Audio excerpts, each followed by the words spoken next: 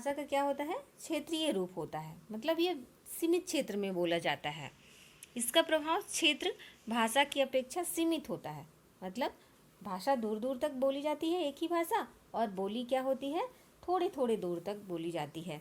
तो आगे हम देखते हैं, भाषा में साहित्य रचना होती है, लेकिन बोली में साहित्य रचना नहीं होती है। बोली केवल बोली जाती है, उसमें साहित्य रचनाएं नहीं की जाती हैं। भाषा का प्रयोग सरकारी कामकाज में किया जाता है और बोली का प्रयोग सरकारी कामकाज में नहीं होता है। कभी आपने नहीं सुना है क्या कि भोजपुरी भाषा में आपके सरकारी कामकाज हो रहे हैं, या फिर अवधी बोली में आपके सरकारी कामकाज हो रहे हैं, या ब्रज बोली में सरकारी कामकाज हो रहे हैं? ऐसा नहीं होता है। तो भाषा का प्रयोग सरकारी कामकाज में किया जाता है और बोली का प्रयोग क्या है, सरकारी कामकाज में नहीं किया जाता है। ठीक है, आगे हम देखते हैं। अब विश्व तथा भारतीय राज्यों में विभिन्न प्रकार की भाषाएं बोली जाती हैं, जैसे चीन में चीनी, जर्मन में जर्मनी, फ्रांस में फ्रांसीसी, इंग्लैंड और अमेरिका में क्या बोली जाती है, अंग्रेजी, जापान में जापानी, रूस में रूसी। तो अलग अलग देश में अलग अलग क्या है, भाषाएं बोली जाती हैं। यहाँ पे आपका कुछ प्रांत दिए गए हैं और उनकी अलग अलग भाषाएं दी गई हैं, जिन्हें आप ध्यानपूर्वक पढ़कर समझ सकते हैं। इसमें से कुछ मैं आपको बता देना चाहती हूँ। आंध्र प्रदेश में तेलुगु और उर्दू, बिहार में हिंदी और भोजपुरी, गुजरात में गुजराती और हिंदी, में उड़िया हिंदी, पंजाब में पंजाबी हिंदी। तो इस प्रकार अलग अलग प्रांत और राज्य में अलग अलग भाषाएं बोली जाती हैं। आइए आगे हम देखते हैं कि लिपि क्या होती है। अब हमने तो लिखना तो सीख लिया, लेकिन यह लिखने का ढंग हमने कहाँ से सीखा? इसका आविष्कार तो कभी न कभी हुआ ही होगा। तो लिपि की आवश्यकता हमें क्यों पड़ने लगी? तो हिंदी भाषा के लिखने का जो ढंग है वही लिपि कहलाती है। हिंदी भाषा के लिखने के ढंग को क्या कहते हैं? लिपि कहते हैं। संसार की प्रत्येक भाषा अलग अलग लिपि में होती है।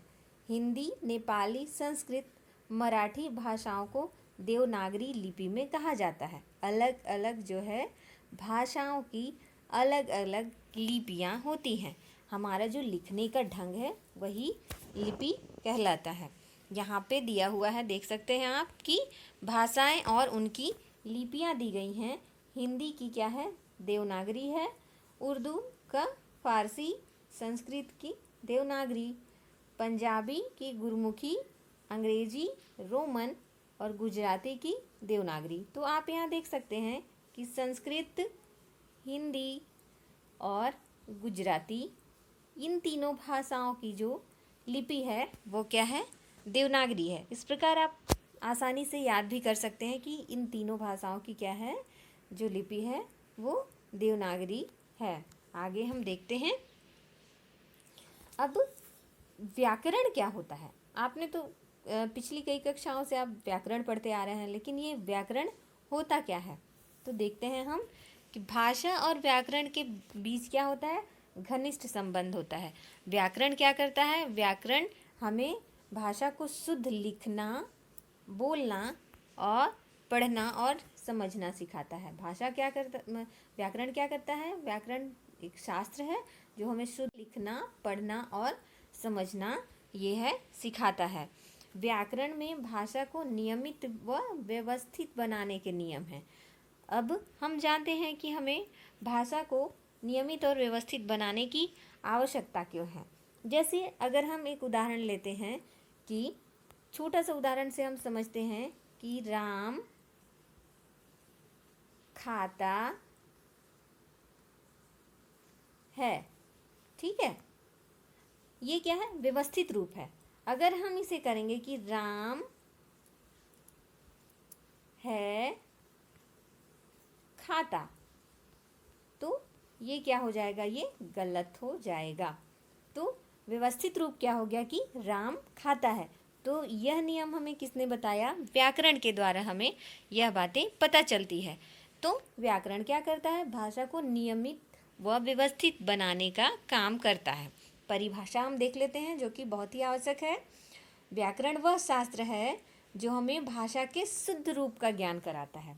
आपकी किताब के अकॉर्डिंग यहाँ पे देखते हैं, वह शास्त्र जिससे भाषा के शुद्ध रूप और प्रयोग का ज्ञान होता है, व्याकरण कहते हैं। ठीक है, तो यहाँ पे हमने जाना कि व्याकरण क्या होता है। अब हम भाषा और व्याकरण में क्या संबंध है, भाषा और व्याकरण के संबंध को देखेंगे। भाषा हम जान चुके हैं कि अपने मन के भावों को व्यक्त करना, और व्याकरण क्या होता है? भाषा को क्या करता है? शुद्ध रूप प्रदान करता है। तो व्याकरण भाषा की अशुद्धता को दूर कर उसे संवारा हुआ रूप प्रदान करता है। तो क्या है? व्याकरण और भाषा में यह संबंध हो गया।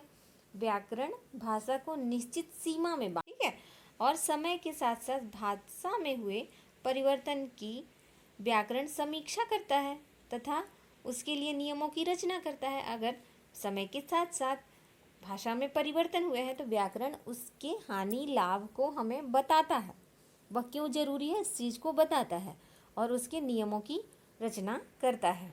आगे हम देखते हैं व्याकरण के अंग। तो जैसे आपने शरीर के अंग पढ़े हैं, वैसे व्याकरण के भी अंग होते हैं। तो व्याकरण के यहाँ 3 अंग माने जाते हैं। वर्ण विचार, जिसे फोनोलॉजी कहते हैं, शब्द विचार, जिसे हम मॉर्फोलॉजी कहते हैं, और वाक्य विचार, जिसे हम सिंटेक्स कहते हैं। वो पानी भरने वाला सिंटेक्स नहीं, यहाँ वाक्य विचार को सिंटेक्स कहते हैं। ठीक है, तो आइए हम देखते हैं कि वर्ण विचार क्या है। पिछली कक्षाओं में हमने वर्ण के बारे में पढ़ा है। वर्ण क्या होता है आपको भली प्रकार से पता है। तो सबसे जो छोटी इकाई है भाषा की, वो क्या कहलाती है? वर्ण कहलाती है। अब वर्ण विचार क्या है? तो इसके अंतर्गत हम क्या करते हैं? अक्षरों का आकार, प्रकार, उनके लिखने की विधि, उच्चारण आदि को पढ़ते हैं। ठीक है, अब शब्द विचार क्या है? वर्णों से मिलकर शब्द बनते हैं, हमने पढ़ा है।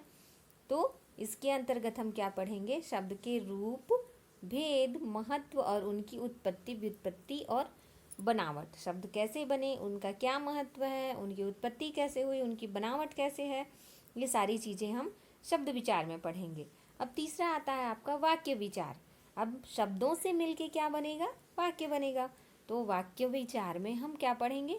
वाक्य की रचना कैसे हुई, उनके भेद, उपभेद, पारस्परिक संबंध, रूपांतरण, इनकी शुद्धता तथा अशुद्धता या और विभिन्न विराम चिन्हों के बारे में पढ़ेंगे।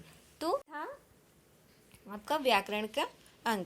तो इस प्रकार आपका यह पाठ यहाँ पे समाप्त होती है। तो अब हम देखते हैं कि इसकी जो प्रमुख बिंदु है, इसमें हम देख लेते हैं थोड़ा। हम अपने मन के भाव या विचारों को भाषा के द्वारा अभिव्यक्त करते हैं। ठीक है, भाषा के मुख्यतः 2 रूप हैं। भाषा के कितने रूप हैं? 2, मौखिक भाषा व लिखित भाषा। लिखित भाषा स्थायी होती है तथा मौखिक भाषा अस्थायी है, तो आप जानते ही हैं। हिंदी हमारी राष्ट्रभाषा व राजभाषा है। भाषा का क्षेत्र विस्तृत जबकि बोली का क्षेत्र सीमित होता है, ये आप पढ़ चुके हैं। भाषा के लिखने के ढंग को लिपि कहते हैं। और अंतिम है, व्याकरण में हमें भाषा के शुद्ध रूप व प्रयोग का ज्ञान होता है। तो यह था आपका व्याकरण और उसका अंग और उसके भाषा के साथ संबंध और विभिन्न बिंदुओं पर जिस पे हम चर्चा कर चुके हैं। तो इसके अगले पार्ट में हम मिलेंगे, तब तक के लिए हैव अ गुड डे।